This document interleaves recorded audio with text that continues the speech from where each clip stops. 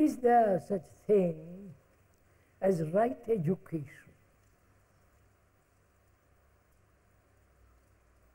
If you have children, this is the question. Is there such a thing as right education?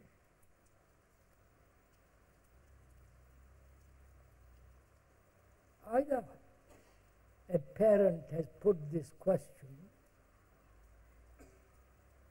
because he has many children, and knowing what the world is,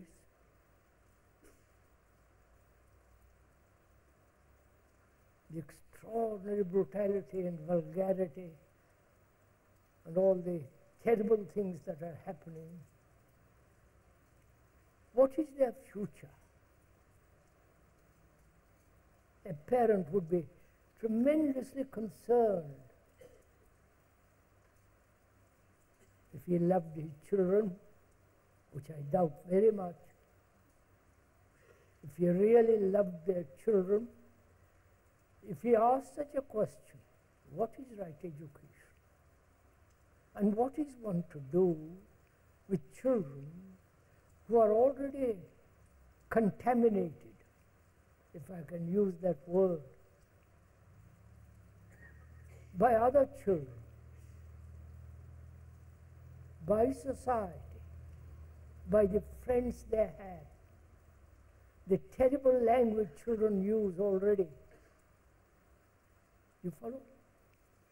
All this. And naturally a parent concerned not only with his own children, but with the children of the world. Because those children are going to contaminate my son, my daughter. So this is a question which we must very carefully inquire into. Why are we being educated?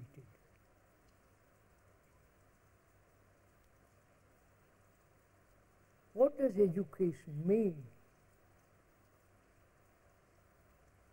The ordinary meaning is to draw out, educare, to draw out. But that's just the dictionary meaning. Linguistically, it means to help the child to grow, to understand, to comprehend the whole process of living. And he goes to school. There he is taught. He learns to memorize, really. So he gradually builds up a whole structure of memories along a particular line: doctor, engineering, philosophy, psychology, physicists, and so on. And the computers are taking the place of teachers. A computer can teach far better than an ordinary local teacher. On the computer, you're going to have the top teachers in their special subject. So they can learn from the computers. And the computer is becoming more and more superior to the human brain. Perhaps you know something of it. I've already talked about it, so we won't go into that.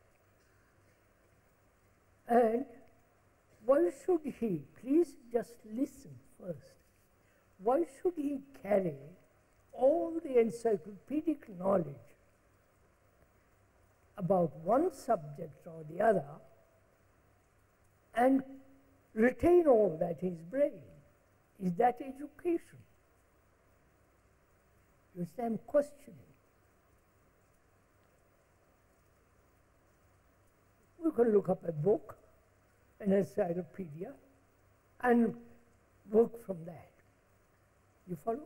If one is a surgeon, you have naturally have to know a great deal of the human anatomy.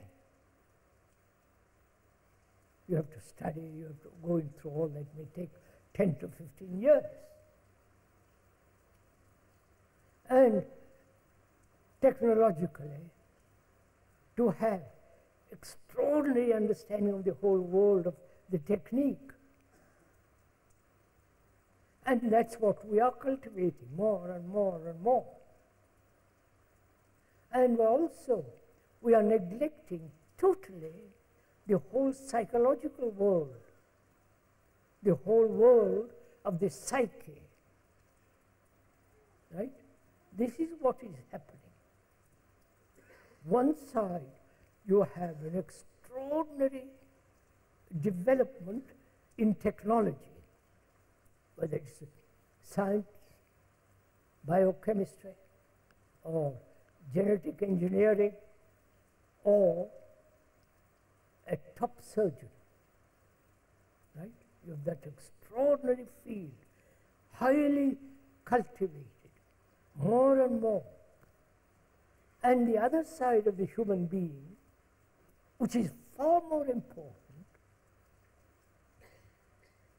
you understand that this is far more important, that is neglected, denied, that's not important. You understand? The communist world, the ideological communists, not that have read Lenin, Marx, or any of that, but we have talked to great many communists.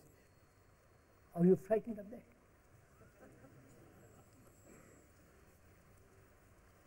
They're some friends of mine. And, you don't mind?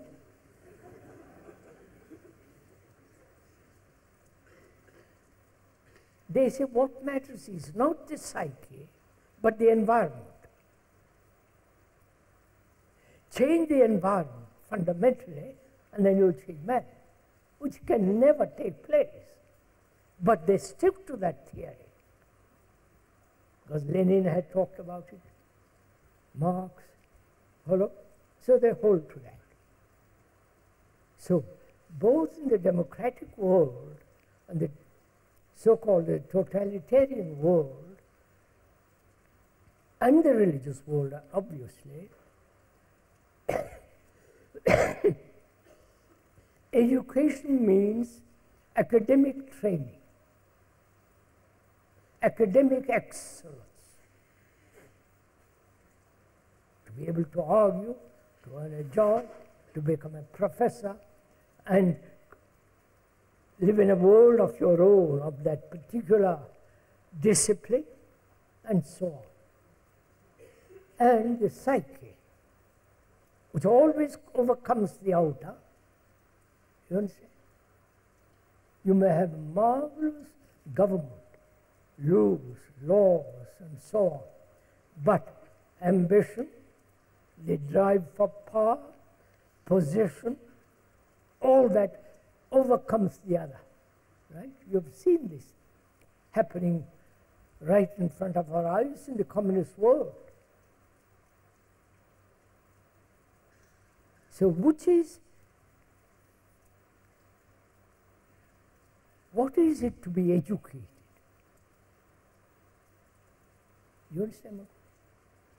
As a parent, I'm not a parent, but if I was a parent, that would be my tremendous concern. Conscription on the one side, 2 years or 4 years in the army. In America, there is no conscription, or in England, nor in India, because there's so many poor people who can join the army and get on with it. But what is one to do in a world like this? You understand my question? So, what is right education? Is it not both the cultivation of a brain that can function excellently in the world, and also psychologically understand the whole meaning of existence, the self, the I, the psyche? Couldn't these two go together? Like two well-trained horses trotting along harmoniously together. You understand my question? And apparently that's one horse is highly developed, the other is still a baby, a foal. And right education seems to be not only academic training, because you have to have a job. You may have a job only for work 2 hours if the computers become more and more important. You'll have more and more leisure. That's taking place already. And that leisure is going to be used by exploited by the entertaining and structure and industry. More and more that's going to happen. Obviously, you can see it's happening now. So how does one, apart from the academic affair, how does one become a good human being? Right? You are asking this question. I'm not asking this question. I have no children, but I meet hundreds of children all over the world as I go to various schools and so on. It's your children, not mine. You have to listen to this, find out. Not just say, well, some doctor tells me what to do, some psychologist says that I must treat my children that way and this way, and so on, you know.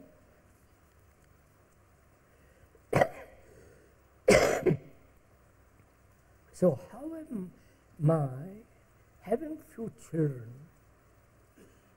knowing they're going to be conditioned by other children, knowing that in a school they're all going to be conditioned, you know, the newspapers, the magazines, the books, the history books, my country and opposed to your country, my kings are better than your kings, you know, all that nonsense that goes on. And how am I, as a parent, to bring about a good mind, a good brain, a good human being? The word good has several meanings. It's an old-fashioned word, which is, even though it is old-fashioned, I think it's a good word. How is one to bring about a good human being? My children, I would like them to be good, not sentimental, not romantic, not just having a sloppy brain. What am I to do? You understand my question? You have children, haven't you? No?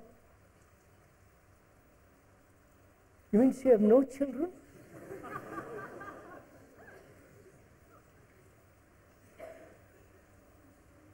And isn't this your problem?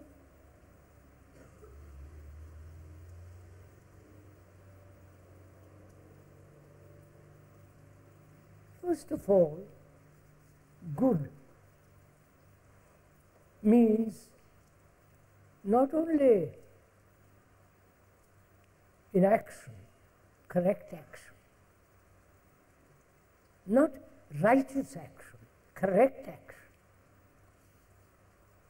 See the difference between righteous action, precise action, talking precisely, clearly, communicating to another what he wants to say, not mumble. You follow all the rest of it. And also good means whole. If I may use that well worn out word, holistic. I like my daughter and son to have a view of the world as a whole. The view of humanity not from his narrow point of view, but humanity.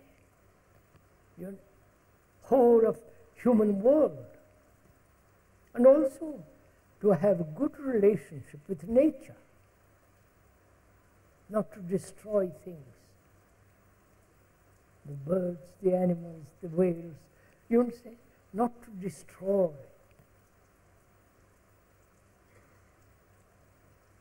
And to have great sense of beauty. Not the appreciation of art, but to have the feeling of beauty. And to have that great sense of affection, love, compassion. These are all just words. Now, how am I, as a parent and therefore a teacher? Teacher is not merely in the school, but also being a parent, I'm a teacher also. So how am I to help him to have this? You understand my question? Please answer this question. How are you if you see this is the way to live,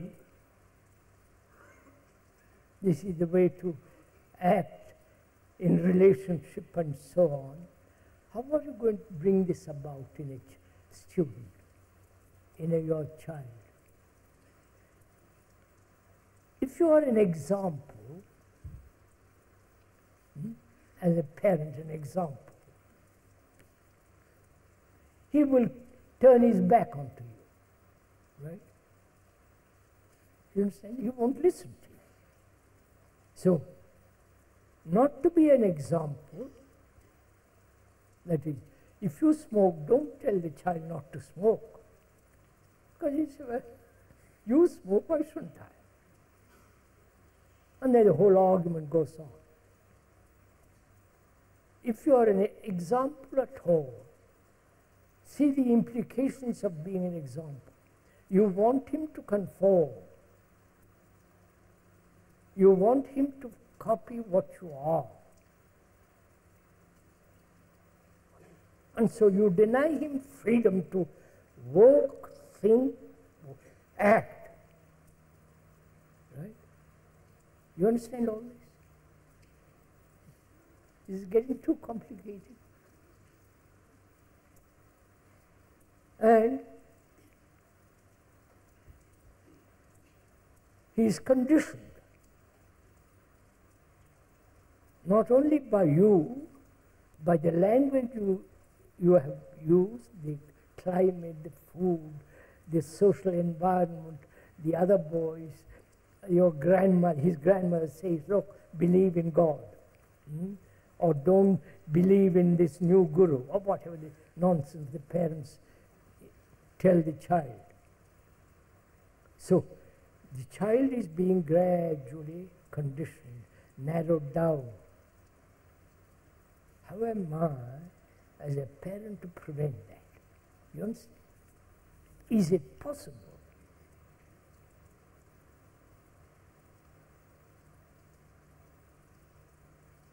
Is it possible for me, in talking with my son, I realize I am conditioned. I realize also that he is being conditioned. So I tell him, look, I am conditioned, you are being conditioned. Let's talk about it. Let's see if we can be free of it.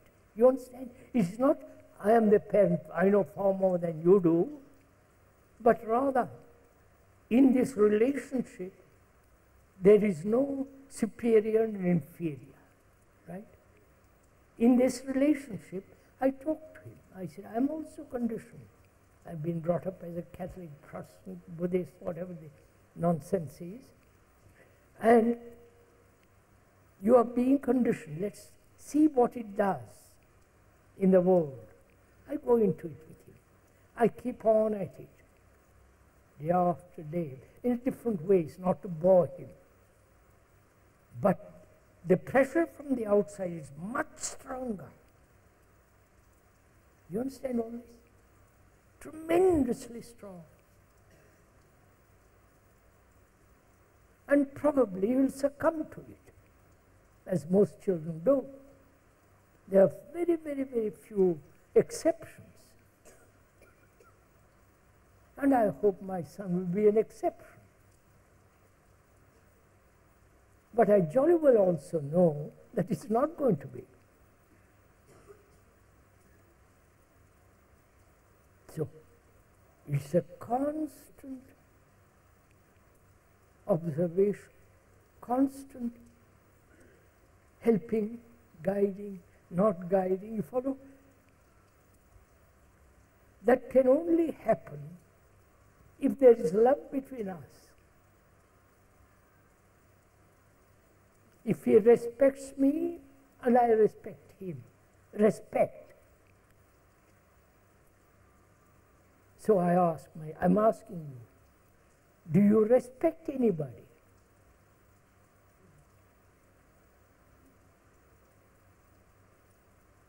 And if you don't, what's good of talking to a child, your son, to have respect? What does that word mean? The meaning is to look back. I won't go into the meaning of the word for the moment. Is respect part of love?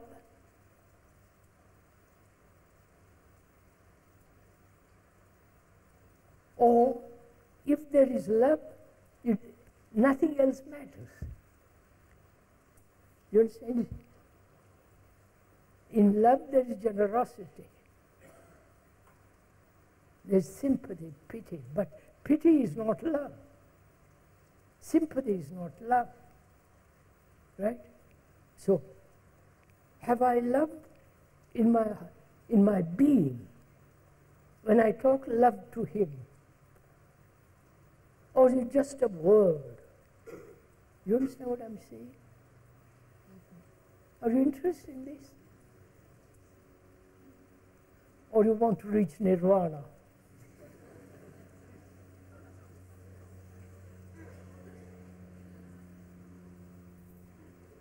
Don't you see, please, unless we lay the foundation in our life, you can't go very far. You may sit endlessly in a certain posture, meditate. There used to be a man in India who meditated for 25 years. Day after day, day after day.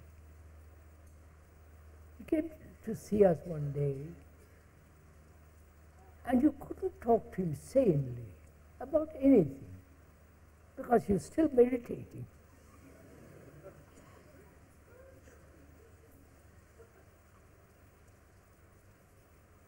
So, do we love anything at all?